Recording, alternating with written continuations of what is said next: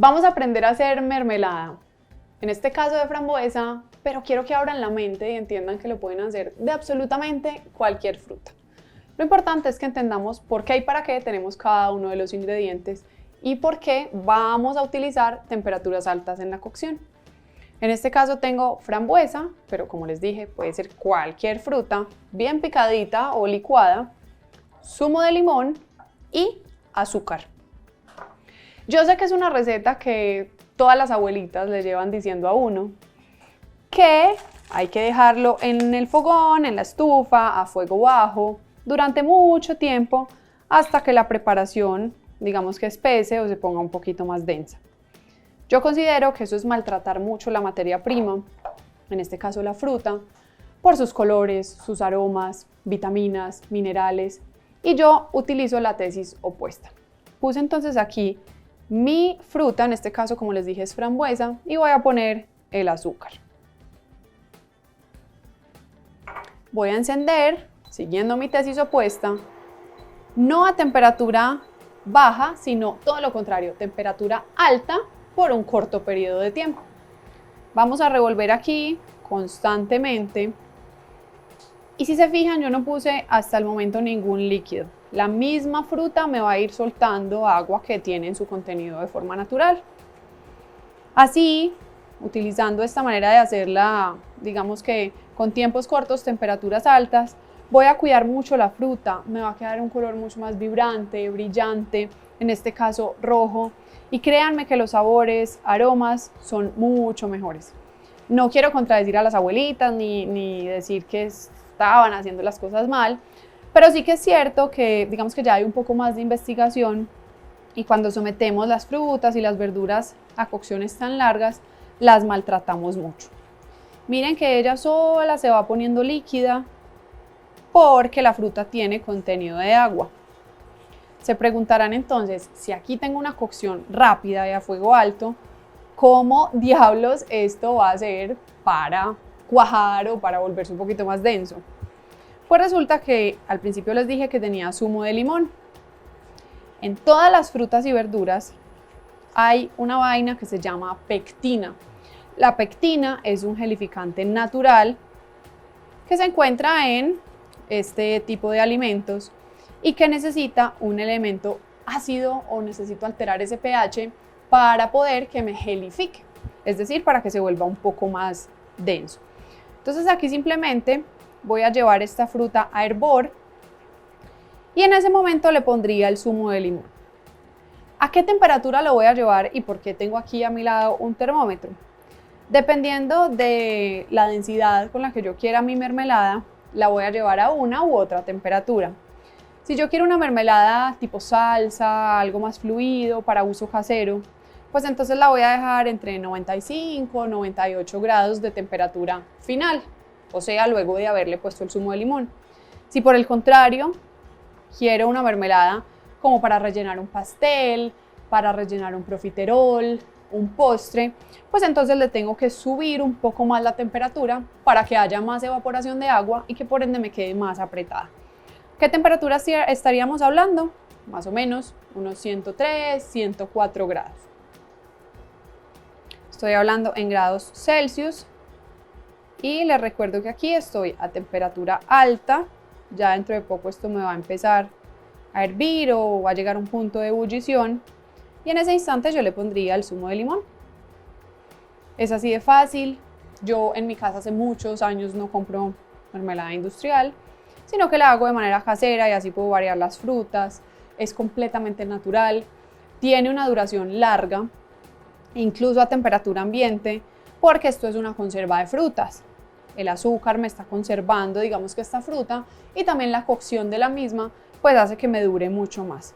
Ustedes, por ejemplo, si no van a usar esto para tortas o para pasteles, podrían hacer su mermelada, vaciarla en vasitos de vidrio aún estando caliente, la tapan y al taparlo les va a generar un vacío que les va a esterilizar ese frasquito.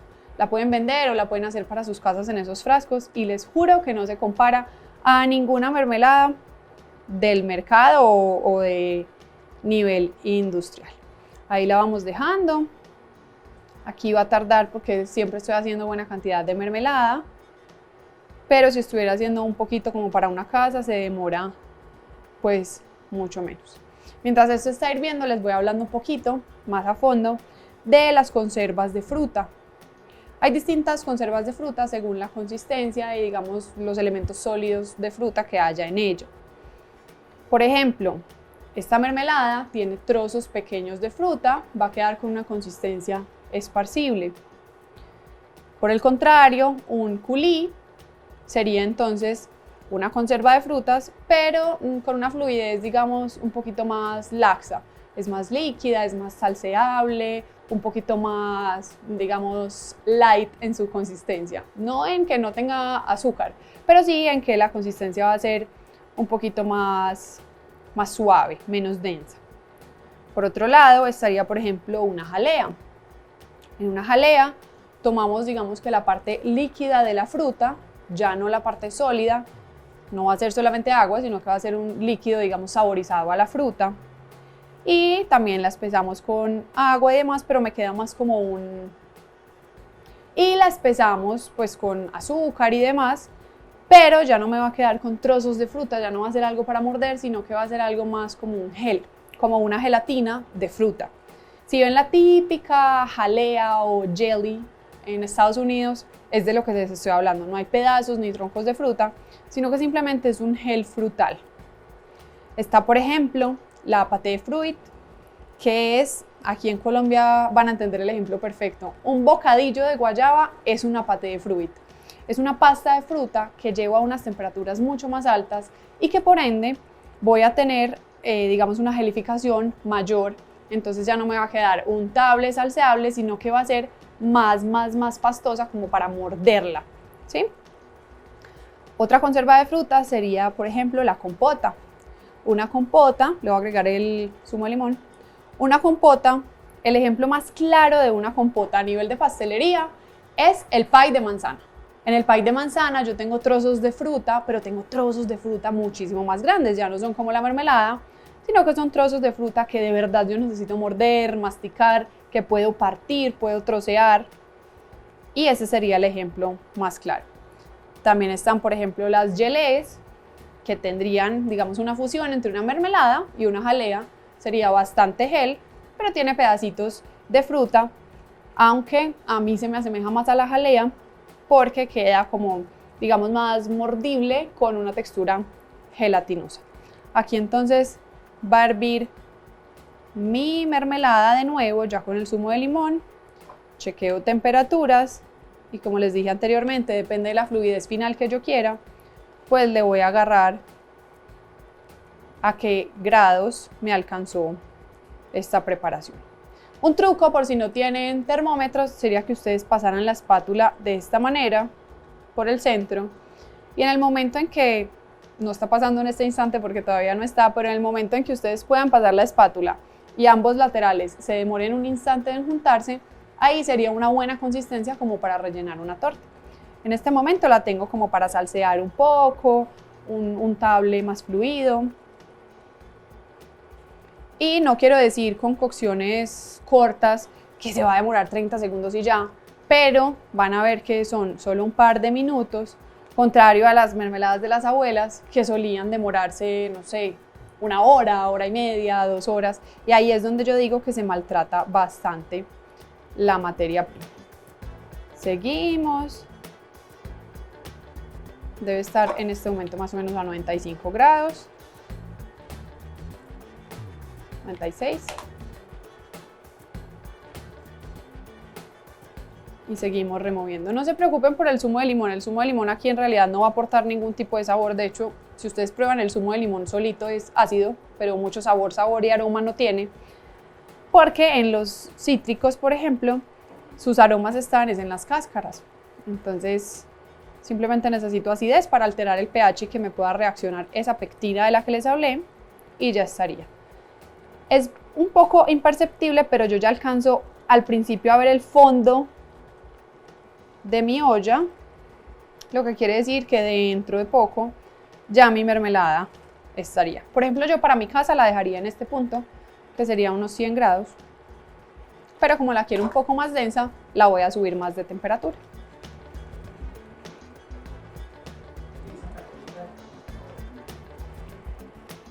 Si ven que está ebulliendo mucho y les está salpicando, se pueden alejar un pelín. Por eso a mí me gusta trabajar en este caso con esta espátula más larga o con esta miserable más larga.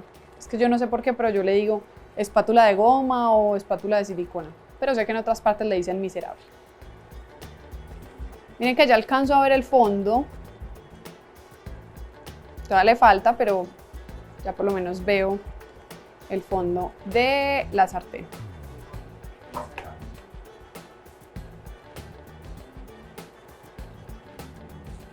Ya la tengo entonces a mi temperatura deseada, la voy a dejar en 101 grados. Todavía la ven líquida porque está caliente, pero cuando ella enfríe me va a agarrar mucha, pero mucha consistencia. Recuerden, la pueden almacenar por fuera de nevera, en nevera, congelada. Digamos que esta mermelada es muy agradecida con el tiempo de duración. Recuerden usar esta mermelada para todas sus preparaciones caseras, comerciales si tienen emprendimiento. Y recuerden que la pueden almacenar en nevera durante meses o en congelador durante años. Espero que les haya gustado mucho y que la usen mucho.